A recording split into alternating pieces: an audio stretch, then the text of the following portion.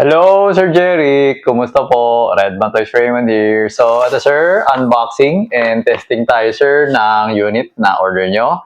The Umarex Glock 45 Gen 5 MOS Airsoft Gas Blowback Pistol. Okay?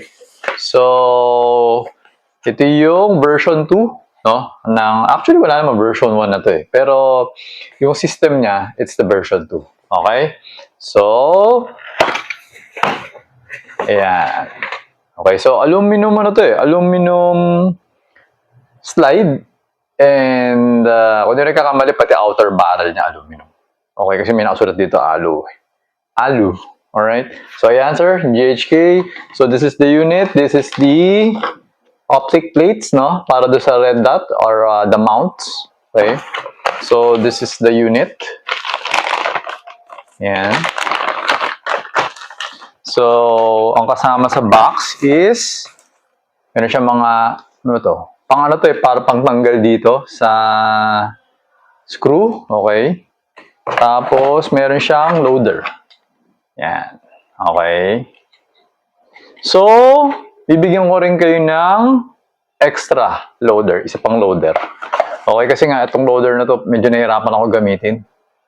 So, medyo malaki kasi ito eh, naka-super glue. Kaya para wag nyo na lang kalasin, bigyan ko na lang kayo ng isa pa na parang pang-pistol. Okay, so ito yung unit. Yan. So license unit siya. So it looks the same as the real firearm. Okay, so may nakasulat dito. Officially licensed product of Glock. Okay, so yan. Removing the magazine. Okay. Yan. Okay. So for the version 1 and version 2, ang isang napansin ko is yung magazine niya, ang pagkakaiba is ito, yung valve. Pero yung ibang part, parang same lang. Itong valve, iba yung sa version 2 eh. Okay. So sa barrel, sa unit yata medyo maraming difference. Teka lang. Kung ano, iba yung valve. Ewan ko, bakit nga to? Iba yung valve niya eh. So, yung parang magazine ng version 1, hindi gumagana dito eh. Ayaw eh. Kumbaga, kailangan siya i-modify. Meron ka gagawing, actually, it will work. Pero, ano siya, may mga gagawin ka na sa magazine, parang lalagyan mo ng mga kalso-kalso. Para magtapat-tapat yung nozzle. Ito, tsaka yung nozzle. Parang ganun. May mga gagawin ka. Kahit na hindi mo palatan to, tapos, yung ganun siya. Pero, yun nga. Pagka out of the packaging lang, yung version 1 na hindi siya mag-work. Okay, parang supot siya, supot. Okay? So, ito gagawin natin is, testingin na natin. Okay, so, lagyan natin muna ng gas bago natin lagyan ng bala. Okay.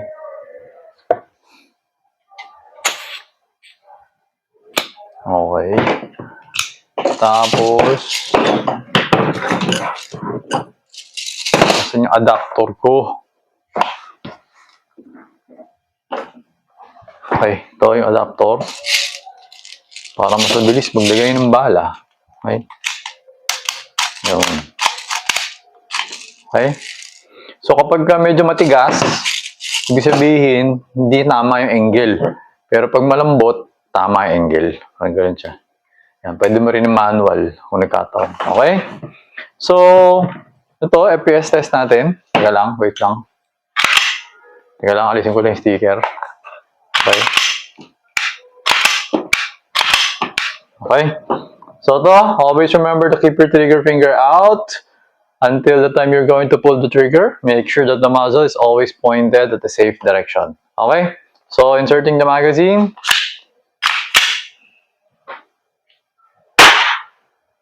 .350.8. Solid kasi pag yung version 2 na mag para sa kanya. Yun yung system eh. Ba't parang wala na lumabas na bala? Wait lang ha. Meron naman. 1 pa rin eh. Isa pa. Yun, meron. Ganun. 326.5. 3 nag-0. Isa pa. 318.1. So, the FPS, bumababa siya, no? Pero yung blowback niya, malakas pa rin. 317.5. Okay? So, goods na tayo dyan sa FPS, no? 300 plus. So, ngayon naman, mag-accuracy test na tayo. The target box is 2.3 meters away and the target size is 2 inches in diameter. So, ang ibibigay ko sa yung bilog is the bottom one. Okay? Yung nasa pinakailalim. So, send yung picture, pipicturean ko, then send ko sa'yo, then siguro bibilugan ko na lang po para sigurado. Okay? Pero yun, it's the bottom one. Para doon na rin sa mga nanonood ng naka-follow sa channel, may sense ba yun? Hindi nyo naman nakikita kasi ano. Oo nga, ano. So, siguro ipapost ko na lang, pagdating ng time, ipapost ko na lang yung box sa FB page para at least may idea kayo kung ano yung pinagsasabi ko. Okay, para at least malaman niya, ito kay ganito to, ito, sa ganitong unit to. Okay? So, ayun. So, firing the bottom target. Okay? Okay, sa loob naman, pero medyo mababa siya. Medyo umangat, nasa gitna. Teka lang. Pasok naman siya, nasa gitna, pero parang feeling ko humina yung power. So, kakargaan lang natin ng gas. Parang feeling ko mas malakas sa gas to compared sa mga WE. Hindi ko alam kung dahil sa malakas yung blowback niya or hindi ko alam. Hindi ako sure. Hindi ako sure sa part na yun. Okay, so ayan.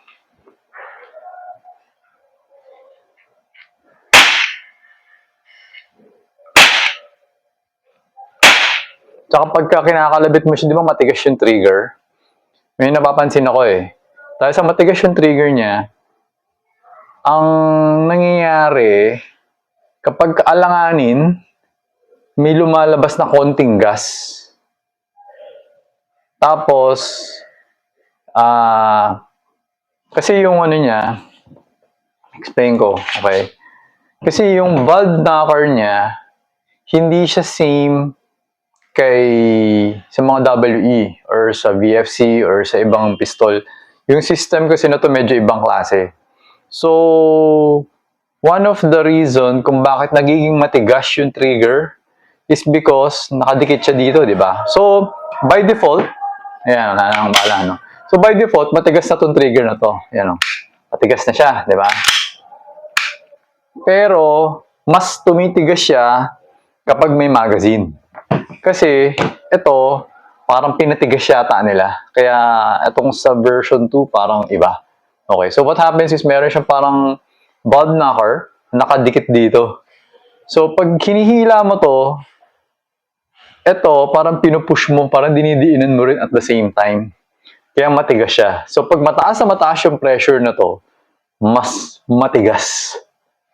Ganun siya. Okay. So, ngayon, ang nangyari, kapag kaya ako sinasabi na parang pag nabitin ka ng pull, parang may lumalabas na gas, kasi parang nape-press mo siya ng konting-konti. Tapos yung valve, medyo nag-o-open. Pero, hindi mo nasasagad, so hindi malakas yung pressure lumalabas. May lumalabas na konti. Parang ganun siya. Kaya kapag ka nag-pull ka, tapos nag-alanganin ka, i-release mo. Tapos balikan mo na lang ulit. Kasi kailangan talaga pag pinul mo siya, parang diretso siya eh. Parang ganun. So meron siyang parang wall, di ba? Pagdating doon sa wall, kung kakalabitin mo talaga, kailangan didiinan mo kagad. Kasi kapag naging alanganin ka, ang nangyayari, parang napupush niya yung valve. Tapos may lumalabas na konting gas. Ganun siya. So, ayun. Ganun yung design eh. So, wala. Ganun talaga yung design. So, parang kailangan i-release mo. Napapansin ko kasi pag gagawa ganun ako, may nakikita ako na parang may usok eh. Parang, alam mo yun, parang nagkakaroon ng mirage. Nakikita ko may gumawa ganun. May lumalabas. So, ayun. Ganun siya. Alright. So, teka ko, walang bala. Teka, try ko lang ulit. Ano, pag hindi ako nakapress, wala. Pero pag pinipress ko, pag ini-slow mo ko, ayan, may naririnig ako. Ayan, tapos parang may nakikita ako dito na gumagano'n. Nakapress ako nun eh. Yan, ewan ko lang kung maririnig mo. Teka lang, baka masyado malakas eh.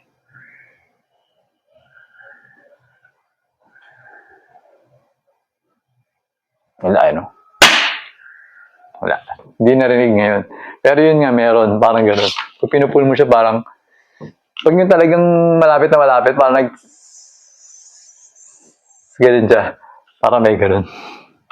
Ang kulit nga ng design eh. Ibang klase. Kaya, dapat, diretso. Yan, masasanay ko din naman. Matigas nga lang siya. Ako kasi parang nag-gym, nag-workout. Kaya parang medyo lumalakas na rin yung grip ko. So, yung umpisa talaga mahirap eh. Ngayon, parang nagiging madali na lang siya for me.